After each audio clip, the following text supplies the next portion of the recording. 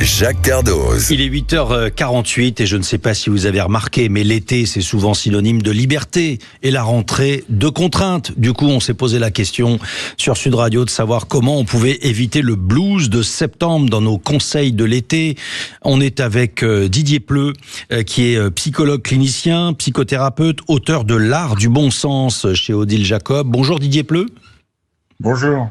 Alors, question très simple.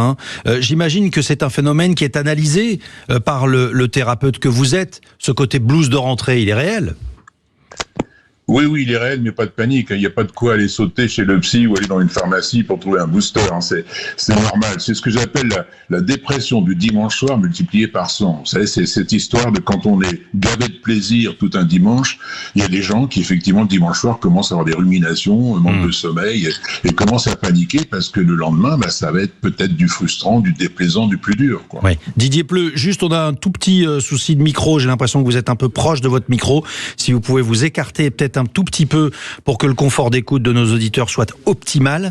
Je le disais, vous êtes psychologue clinicien, psychothérapeute et auteur de L'Art du bon sens. Donc, phénomène très bien analysé. Quelles sont les recettes miracles, les 2-3 conseils que vous pourriez nous donner ? Le premier conseil, c'est surtout de ne pas essayer de compenser ce manque de dopamine. Il y a un effet chimique parce que si on commence à le compenser, on va s'affaiblir au niveau de tolérer les frustrations. Donc je dirais le petit conseil, c'est essayer de réintroduire le plus rapidement possible au quotidien justement des choses déplaisantes, des choses pas sympas, parce que vous allez muscler votre cerveau qui va commencer à s'habituer de nouveau.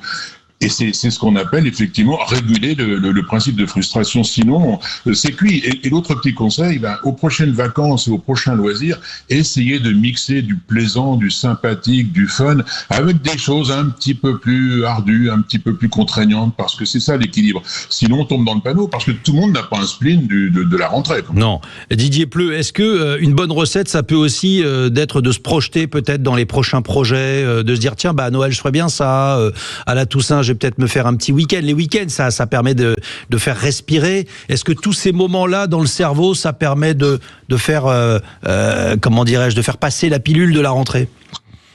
Oui, ça peut faire passer la pilule et puis c'est bon parce que ça peut remotiver pour un projet à moyen et long terme. Mais attention, on retombe dans le panneau de se dire c'est pas normal de ressentir ce moment de frustration. Donc il faut que je me redonne un capital plaisir pour pouvoir vivre. Non, l'idéal c'est d'accepter ce moment. Je n'aime pas trop la frustration. C'est peut-être le moment de faire l'inventaire sur notre propre seuil de tolérance aux frustrations.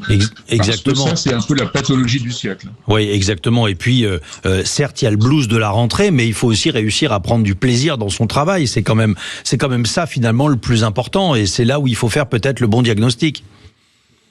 Oui, il faut prendre du plaisir dans son travail, c'est-à-dire, est-ce que je peux baisser tout ce qui m'ennuie, c'est-à-dire ne pas en faire un drame. C'est quelquefois, on a tendance à se dire, si je suis pas shooté par une grande motivation, c'est pas sympa. Non, il y a des collègues qui sont désastreux, il y a des patrons qui sont pas très sympas, il y a des missions qui sont pas très motivantes. Est-ce que je peux inclure ça dans ma vie et non pas tout le temps demander l'impossible? Sinon, souvenez-vous, comme disaient les latins, post coitum animal triste. C'est une belle conclusion et vous avez le sens de la formule. Merci infiniment Didier Pleu de nous avoir partagé quelques conseils sur l'antenne de Sud Radio.